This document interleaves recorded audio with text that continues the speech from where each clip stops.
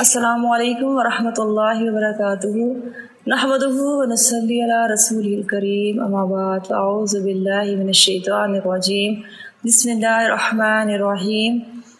سورۃ الاحزاب آیت نمبر 4، اللہ رب العزت ارشاد فرماتے ہیں، ما جعل اللہ لرجل من قلبین فی جوفہ وما جعل ازواجکم اللائی تظاہرون منہن امہاتکم وما جعل ادعیاءکم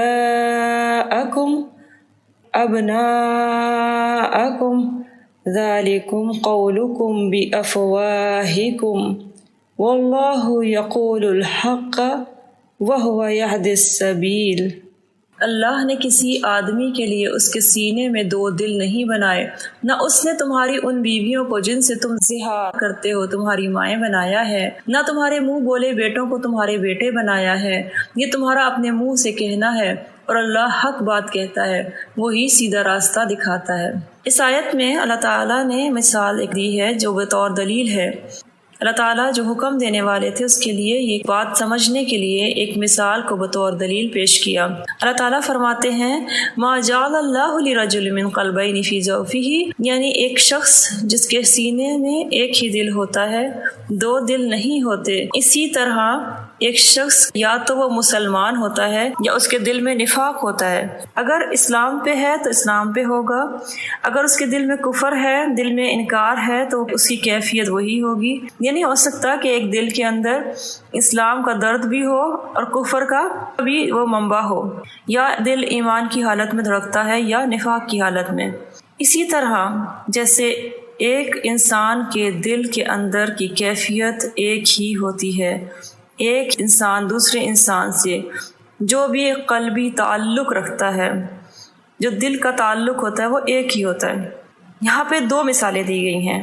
پہلی مثال میاں اور بیوی کی ہے کہ مرد اور عورت کا تعلق اگر شوہر اور بیوی کا ہے تو وہ اس تعلق کو ماں اور بیٹے میں نہیں بدل سکتا۔ اللہ تعالیٰ نے فرمایا، ما جعل ازواجکم اللائی تظاہرون منہن امہاتکم، کہ وہ تمہاری بیویاں جن سے تم زہار کرتے ہو تمہاری مائیں نہیں ہیں، نہ تمہاری مائیں بن جاتی ہیں۔ مائیں وہی ہوتی ہیں جنہوں کے ساتھ تمہارا وہ رشتہ ہوتا ہے جو ماؤں کا ہوتا ہے، جن کے پیٹ سے اولاد پیدا ہوتی ہے وہی اس کی ماں ہوتی ہے۔ لیکن وہ عورتیں جو بیوی ہو اور تم زہار کر لو وہ ماں نہیں بن سکتی۔ یعنی منہ کے کہنے سے رشتے قلب کے بدلے نہیں جاتے، دل کی کیفیت ایک ہی رہتی ہے۔ زہار کیا ہوتا تھا کہ ایک شخص اپنی بیوی سے یہ کہہ دے کہ تو میرے لیے میری ماں جیسی ہے۔ اب جیسے ماں سے نکاح نہیں ہو سکتا، ماں سے جیسے جنسی تعلق ممکن ہی نہیں، تو وہ بیوی کو یہ کہہ کر زہار کا ایک سٹیپ اٹھا کر وہ اس کو ماں کا درجہ دے دیتا۔ سورہ مجادلہ میں اس کا تفصیلاً ہم تذکرہ سنیں گے کہ یہاں پر اللہ تعالیٰ دل کی مثال کو دے کر سمجھا رہے ہیں کہ جیسے دل کی کیفیت دو نہیں ہو سکتی، اسی طرح زہار کرنے سے بیوی قلبی طور پہ ماں کے درجے میں نہیں آ سکتی، ماں ایک ہی ہوتی ہے۔ زہار ایک خود ساختہ بات ہے، اور شریعت نے ایسا کہنے والے کو یعنی زہار کرنے والوں پر بھی سزائیں مقرر کی ہیں۔ اسی طرح اس آیت میں ایک اور ریلیشن کی بات ہوئی ہے، اور وہ ریلیشن کیا ہے کہ منہ بولا بیٹا یعنی متبنہ حقیقی بیٹا بن ہی نہیں سکتا۔ اللہ تعالیٰ نے فرمایا، وَمَا جَعَلَ أَدْعِيَاءَكُمْ أَبْنَاءَكُمْ، کہ وہ شخص جو تمہارا منہ بولے بیٹا ہے وہ حقیقی بیٹے کی طرح اس ریلیشن میں نہیں ڈھل سکتا۔ آپ جانتے ہی ہیں دل کا معاملہ ہر ایک کے ساتھ ڈفرینٹ ہوتا ہے۔ حقیقی بیٹے کے ساتھ جو دل کا معاملہ ہوتا ہے وہ دوسرے بچے کے ساتھ ہو ہی نہیں سکتا۔ بیٹا اسی کا رہے گا جس نے اس کو دنیا میں لانے کا سبب بنا، اور یہ حقیقی بیٹے اور متبنہ یعنی منہ بولے بیٹے کا ڈفرنس ہے۔ تو جب اگر کوئی شخص منہ بولے بیٹے کو سمجھے کہ وہ حقیقی بیٹے کا درجہ رکھ دیا، چونکہ اسی رسم کا خاتمہ اس صورت میں کیا گیا ہے، یہی سٹیپ اٹھایا گیا ہے، اور اب کی اسی جاہلانہ رسم کو ختم کرنے کے لیے یہ ساری آگے پیچھے کی تمہید اور آگے پیچھے کے سمجھانا بیان کیا جا رہا ہے۔ تو اللہ تعالیٰ یہاں فرما رہے ہیں، ذالکم قولکم بافواہکم، یہ جو تم باتیں کرتے ہو کہ اظہار ہو کر میری بیوی ماں بن گئی، یا میرا منہ بولا بیٹا جو ہے وہ یہ کہنے سے کہ وہ بیٹا ہے وہ بیٹا بنا، تو اس وجہ سے تم یہ جو کہہ دیتے ہو یہ ساری تمہاری منہ کی باتیں ہیں۔ یہ ساری وہ معاشرتی رسمیں ہیں جو تمہارے اپنے بنائی ہوئی ہیں، اللہ کے نزدیک ان کی کوئی بھی حیثیت نہیں۔ اللہ تعالیٰ کے نزدیک یہ چیزیں حقیقت کے منافی ہیں۔ اسی لیے تو اللہ تعالیٰ فرماتے ہیں بڑی خوبصورت بات، واللہ یقول الحق، اللہ کی جو بات ہے وہ حق ہے۔ تم اس کے اوپر جو بھی کورنگ کر رہے ہو، جو اس کے اوپر ایک آرٹیفیشل بات کہہ رہے ہو جو حقیقت سے دور ہے، تو وہ اللہ ایسا نہیں ہے۔ اللہ تو جو بات کہتا ہے وہ حق کہتا ہے، وہ یہدی السبیل، اور اس کا راستہ جو اللہ دکھاتا ہے وہ بالکل سیدھا ہے۔ تمہارے تعلقات، آپس کے ریلیشن شپ، آپس کے قلبی افیکشنز ہیں، وہ چینج تمہارے اس کہنے پہ نہیں ہو سکتی کہ تم نے کہہ دیا اور وہ ہو گیا۔ نہیں، اللہ تعالیٰ جو حق بات کہنے والا اور صحیح راستے کی طرف رہنمائی کرنے والا ہے، جو وہی آسمانی کے ذریعے ہمیں بھی حق بات بتاتا ہے، وہی یہ بتا رہا ہے کہ ہم وہ بات کریں جو حق پر مبنی ہے۔ دنیا کی موجودہ صورتحال کو اگر ہم دیکھتے ہیں تو دنیا میں جتنی بھی قانون سازی کا تصور ہے، جس کو لیجسلیشن کہتے ہیں، پارلیمنٹس ہوتے ہیں، ان میں قانون سازیاں ہوتی ہیں، معاشرے کے رسوم و رواج انہی قانون کی بنیاد پر بنتے ہیں، معاشرے ضروریات کی بنیاد پر ہی قوانین بنائے جاتے ہیں۔ یہ سارے قوانین وضعی قوانین ہیں، ان کی حیثیت وہ نہیں ہے جو آسمانی شریعت کی حیثیت ہے۔ یہ چیز بتانی بہت زیادہ ضروری ہے کہ ہماری اس ٹائم کی سچویشن یہ ہے کہ قانون بنائے جاتے ہیں اور وہ اکارڈنگ ٹو کسٹمز بنائے جاتے ہیں یا اس کو رسومات دیکھ کر بنایا جاتا ہے، حالانکہ ہم ایز اے مسلم نیشن کسی بھی خود ساختہ قوانین کے متحمل نہیں ہو سکتے۔ اس کی دو مثالیں جنہوں نے قانون سازی میں اپنے ممالک کے اندر اپنا دستور UNO یعنی یونائٹڈ نیشن میں جمع نہیں کروایا، وہ کون سی ہیں؟ ہم دیکھتے ہیں کہ دنیا میں دو ممالک ایسے ہیں جن کا اپنا طور پہ کوئی آئین نہیں بنایا گیا، کیونکہ ہر ملک میں جو یونائٹڈ نیشن کا نمائندہ بنتا ہے اس کو اپنی نمائندگی کے وقت اپنا آئین پیش کرنا پڑتا ہے، اسی کی بنیاد پر اس کو یونائٹڈ نیشن کی نمائندگی ملتی ہے، یعنی وہ اس کے اندر شامل ہو جاتا ہے۔ یہ بین الاقوامی قوانین ہیں۔ جو ممالک اپنے باقاعدہ کوئی دستور یا آئین نہیں بنا سکے اور انہیں یونائٹڈ نیشن میں انہوں نے سبمٹ نہیں کرایا، وہ دو ہیں، نمبر 1 برطانیہ اور نمبر 2 سعودی عرب۔ برطانیہ کا جو آئین ہے، اس کے جو کانسٹیٹیوشنز ہیں، وہ ایک قدیم معروف رسومات پر مشتمل ہے۔ انہوں نے وہی سلسلے، وہی معاشرتی رسومات جو ان کے معاشرے میں جاری تھی، ان کو اپنا آئین بنایا، اس پر قانون سازی کی۔ اس لیے انہوں نے کوئی تحریری طور پر اپنا دستور یا آئین یونائٹڈ نیشن میں جمع ہی نہیں کرایا۔ وہ کہتے ہیں کہ سارا معاشرہ جن رسومات کی پیروی کر رہا ہے وہ خود ساختہ ہوں گی یا جیسی بھی ہوں گی، اچھی ہیں بری ہیں، بہرحال وہ ہمارا مجموعی طور پہ آئین ہے، تو پارلیمنٹ کے اندر وہی چلتا ہے۔ سعودی عرب کا آئین کیا ہے؟ یہ بہت خوبصورت بات ہے کہ سعودی عرب ایک دوسرا ملک ہے، اس نے بھی جب یونائٹڈ نیشن میں نمائندگی لینی تھی تو ان کو پتہ کیا کہا؟ ان کو یہ کہا کہ تم اپنا دستور جو دو گے وہ کون سا ہوگا؟ ان کو جب یہ کہا گیا تو انہوں نے قرآن مجید کو پیش کر دیا۔ انہوں نے کہا کہ ہمارا آئین ہمارا قرآن مجید ہے، ہم نے کوئی الگ سے آئین مرتب کرنا ہی نہیں، نہ ہمیں اللہ کی طرف سے اس کی کوئی اجازت ہے کہ ہم انسانوں کو اس کا پابند بنائیں۔ اللہ تعالیٰ نے جب ہمارے لیے قرآن نازل کر دیا، ہمارا دستور قرآن مجید بنا دیا، تو ہم اسی کو اپنا آئین بناتے ہیں۔ کتنی خوبصورت بات ہے کہ سعودی عرب نے اپنے رب کے دیے ہوئے احکامات، اس کی شریعت کو اوپر کر کے خود ساختہ رسومات کو پیچھے کر دیا۔ ہونا بھی یہی چاہیے، کیونکہ جتنی اعلیٰ اور عرفہ رولز اینڈ ریگولیشنز قرآن مجید میں ہیں، وہ خود ساختہ بنائے ہوئے کسی بھی طریقے سے خود ساختہ بنائے ہوئے رسومات میں نہیں ہیں۔ یہ سب جو طے شدہ ہیں، حدود کا نظام ہو گیا، اس میں فوجداری نظام ہے، معاشی، معاشرتی، ہر طرح کے نظام، اگر ہم اس کی گائیڈ لائن قرآن مجید سے لیں تو یہ ہمارے پاکستان کے لیے بھی بہترین ہے، کیونکہ اگر ہم پاکستانی معاشرے کو دیکھتے ہیں، جو کرنٹ سچویشن ہے اس کے اوپر تھوڑا سا جائزہ لیتے ہیں، تو آپ کو پتہ ہے کہ پاکستانی معاشرے میں ایک شادی کی رسم ہوتی ہے، کلمہ گو لوگ ہیں، مسلمان ہیں، نمازیں پڑھتے ہیں، حج روزہ سب کچھ ہی کرتے ہیں، لیکن چونکہ ہماری بیک گراؤنڈ، ہماری جو تھوڑا سا بیس کے اوپر ہماری جو ہندوانہ رسومات کا ایک ٹچ آتا ہے وہ موجود ہے، اور نتیجہ یہ نکلتا ہے کہ بعض برادریاں اس معاملے میں اتنی پکی ہو جاتی ہیں، وہ اس کو اتنا زیادہ اسی چیز میں پڑ جاتی ہیں کہ نماز رہ جائے تو رہ جائے، رسم ختم نہیں ہو سکتی۔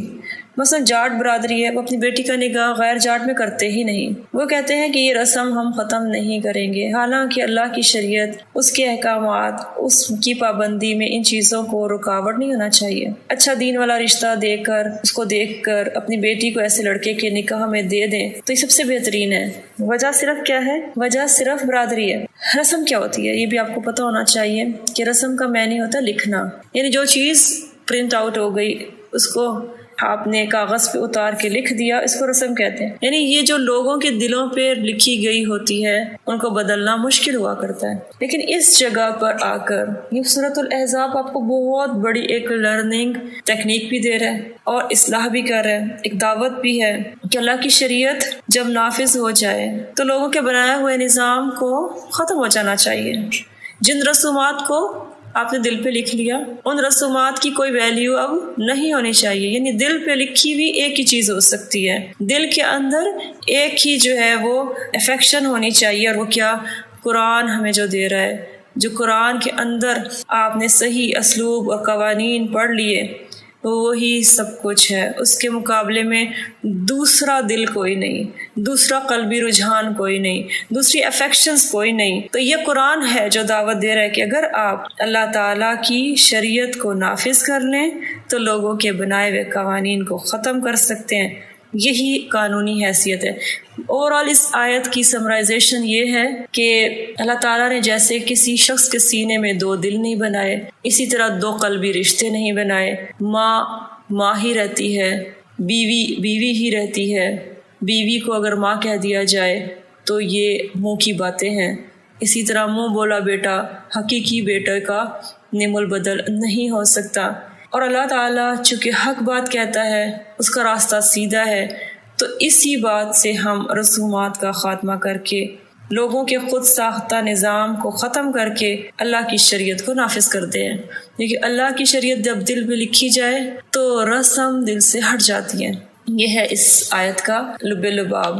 تو اب ہم نے کرنا کیا ہے؟ پہلی بات جو ہمیں ڈرنے کی ہے اللہ تعالیٰ سے وہ یہ کہ جب ہم رسومات کے پر عمل کر رہے ہوتے ہیں، اپنے خود ساختہ سوچوں کو پھیلا رہے ہوتے ہیں، تو ہم اللہ کی شریعت کے خلاف اور اگینسٹ چل رہے ہوتے ہیں، اور ہمیں ڈرنا اس بات سے چاہیے کہ اللہ اس کو ناپسند کرتا ہے۔ نبی صلی اللہ علیہ وسلم کے اسوے کے ذریعے اللہ تعالیٰ نے رسومات کا خاتمہ کیا۔ یہاں ہم دیکھیں گے بہت خوبصورت طریقہ، وہ یہ کہ جب زہار کا کام ہوا تو اللہ تعالیٰ کے نبی کے سامنے ہی یہ مسئلہ پیش ہوتا ہے، اور اللہ کے نبی کے سامنے جب یہ مسئلہ پیش ہوا کہ وہ جو زہار تھا، یعنی کہ بیوی کو ماں کا درجہ دے کر اس کے ساتھ کوئی جنسی تعلق نہیں رکھا جاتا تھا، یہ معروف ہو چکا تھا، اس کو اللہ تعالیٰ نے حرام قرار دے کر کیا کہہ دیا کہ تم ایسا نہیں کر سکتے۔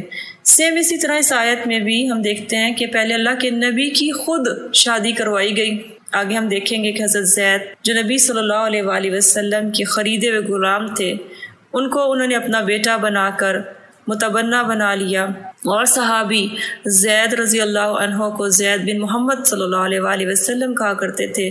تو نبی کی اس قدر محبت، ان کا گھر میں آنا جانا، لیکن اللہ نے جب پابندی لگا دی تو نام چینج ہو کے زید بن حارثہ کہنے لگے، اور یہ رسم کو اللہ کے نبی کے ذریعے ختم کیا گیا۔ اس سے بھی بڑا معاملہ جو اس صورت کے 2-3 رکوع کے بعد آ رہا ہے وہ یہ کہ کس طرح اللہ تعالیٰ نے اس کو مزید اتھینٹک کر دیا، اس بات کو مزید سٹیبل کر دیا کہ جب انہوں نے اپنے بیٹے زید کا نکاح اپنی پھپھی کی بیٹی زینب سے کر دیا اور وہ نہیں کے درمیان آپس میں بنی، پھر اسی زید کے بیوی کا نکاح ہٹ کر اللہ کے نبی کے ساتھ ان کی شادی ہوتی ہے۔ زید نے طلاق دے دی، نبی رنجیدہ تھے کہ میں نے خود ان کی شادی کی تو اس نے طلاق دے دی، اب اللہ کے نبی نے منع بھی کیا، لیکن اس کے باوجود آگے ہم دیکھتے ہیں کہ قرآن مجید ہمیں بتاتا ہے کس طریقے سے اللہ کے نبی کو اس نکاح کا حکم دیا گیا۔ یہ حکم کیوں دیا گیا؟ یہ کیوں سارے کی ساری سچویشن کریٹ کی گئی کہ اے نبی، تم نے ان رسومات کا خاتمہ کر کے ان رسومات کے ساتھ تم نے دین اسلام کو نافذ نہیں کرنا، بلکہ اللہ کی شریعت کے ساتھ دین اسلام کو نافذ کرنا ہے۔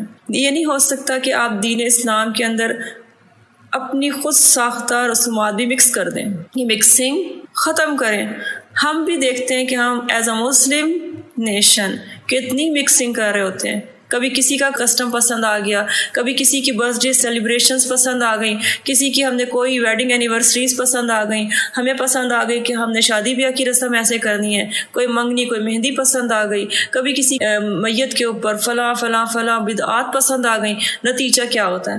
وہ ساری پسندیدہ چیزیں وہ سب کی سب مل کے ایک ایسا مکس دین بن گیا ہے کہ جو اصلی دین اسلام سے ہٹ گئے۔ نبی صلی اللہ علیہ وآلہ وسلم نے جو کیا وہ کریں، جو نہیں کیا اس کو چھوڑ دیں۔ یہ ایک رول ہے۔ جو اللہ کے نبی نے کیا وہ اللہ نے ان کو کہا، حکم دیا تو کیا۔ اس آیت میں آپ دیکھیں گے نکاح کا حکم دیا، کیا اور رسم ختم ہوئی۔ تو ایک رسم کو خاتمہ کرنے کے لیے بھی اللہ کے نبی کے اوپر آیات نازل ہو رہی ہیں۔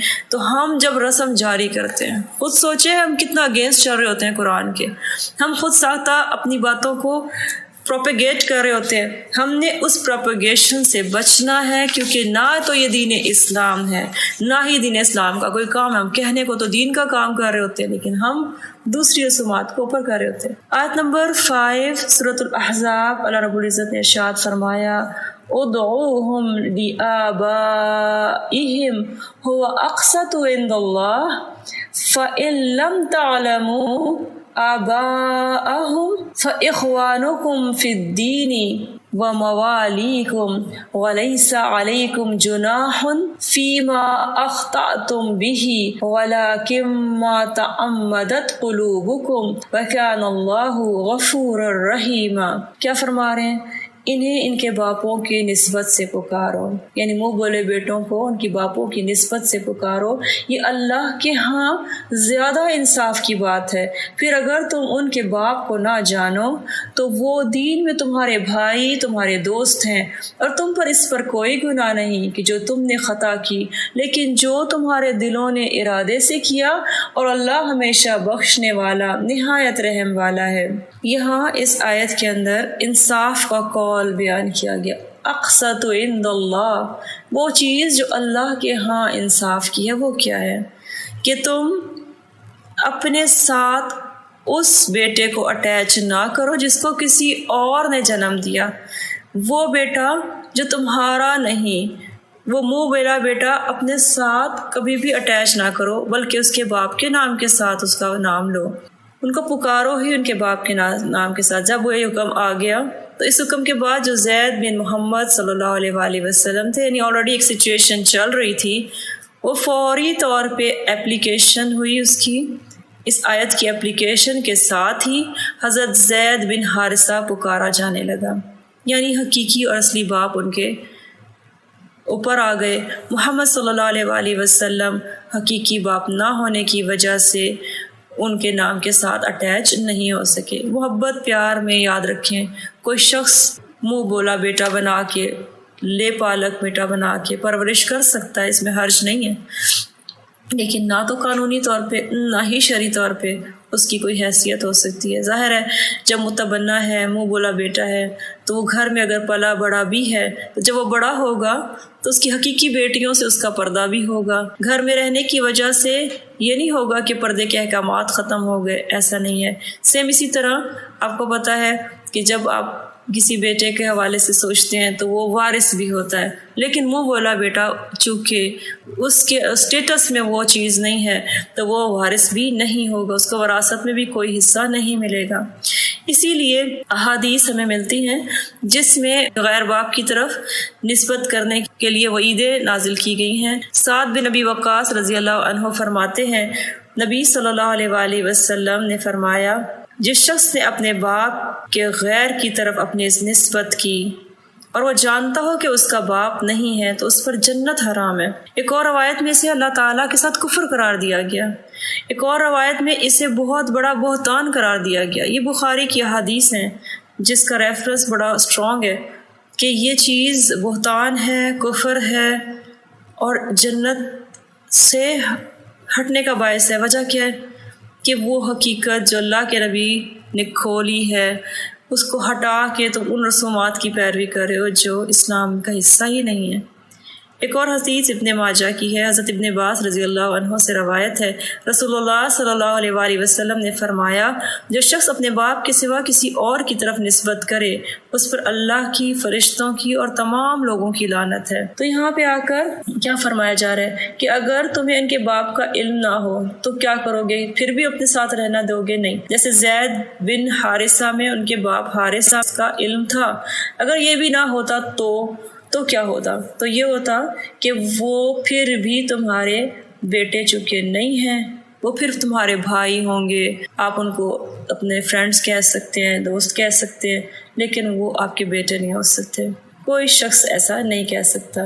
ہاں یہ ہے کہ پیار سے بعض اوقات بڑی عمر کے لوگ چھوٹے بچوں کو بیٹا کہہ دیتے ہیں، تو وہ پیار محبت اور چیز ہے۔ ایکچوئل ریلیشن میں ڈھالنا یہ دل کا چونکہ معاملہ ہے، اور اللہ نے کسی کے سینے میں دو دل نہیں بنائے، تو یہ خود ساختہ اپنے اوپر ریسٹرکشن نہ لگائیں۔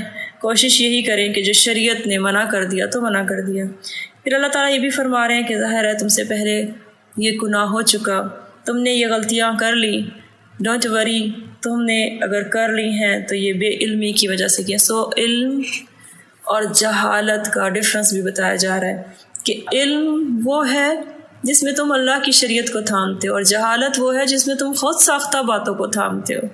تو یہاں اللہ تعالیٰ فرما رہے ہیں کہ تم میں جو خطا ہو گئی وہ چونکہ بے علمی اور جہالت کی وجہ سے ہوئی ہے، تو تمہارے اوپر ابھی کوئی گناہ نہیں ہوگا۔ ہاں ایسا اگر بعد میں ہو گیا، علم آ گیا، تم نے جان لیا، تم نے سمجھ لیا، معاشرے کے اندر رسومات کو اللہ کے نبی کے ساتھ ہوتا یہ دیکھا کہ پریکٹیکلی وہ غلط ہیں، اللہ کے نبی نے اس کو پریکٹیکل کر کے دکھا دیا، منہ بولے بیٹے کی بیوی سے نکاح بھی کر لیا، تاکہ اس بات کے اوپر کوئی بھی مزید آرگیوز نہ ہو، ڈسکشنز نہ ہو کہ نہیں ایسا نہیں ویسا نہیں۔ جب تم نے یہ باتیں سمجھ لی، تمہارے دلوں نے جان لی، اب اگر کوئی دل کے ارادے سے یہ بات کرے گا، کانشیسلی یہ بات کرے گا، کانشیسلی اپنے لے پالک بیٹے کو بیٹا ہی سمجھے گا، اور اس کے وراثت میں حصہ اور فلاں جو بھی اس کو آگے اس کو اسٹیٹس بنا کے رکھے گا، تو اس پر اللہ پکڑے گا۔ اللہ کیا فرما رہا ہے کہ اس پر اللہ خود پکڑے گا۔ پیار محبت سے بیٹا بیٹی کہہ لو، حرج نہیں، دل کے اس سے کہو گے، دل کے قلب کے چاہت سے کہو گے، اور یہ سوچ کے کہو گے کہ اب یہ جو ہے میرا بیٹا ہی ہونا چاہیے، تو اللہ تعالیٰ پھر پکڑے گا، تمہارا اس میں گناہ ہوگا، لیکن اللہ تعالیٰ ساتھ ہی کہتے ہیں کیا کہ جو ہو چکا اس پہ تمہارا کوئی چونکہ قصور نہیں تھا، تمہیں علم نہیں تھا، تو وَكَانَ اللَّهُ غَفُورًا رَحِيمًا۔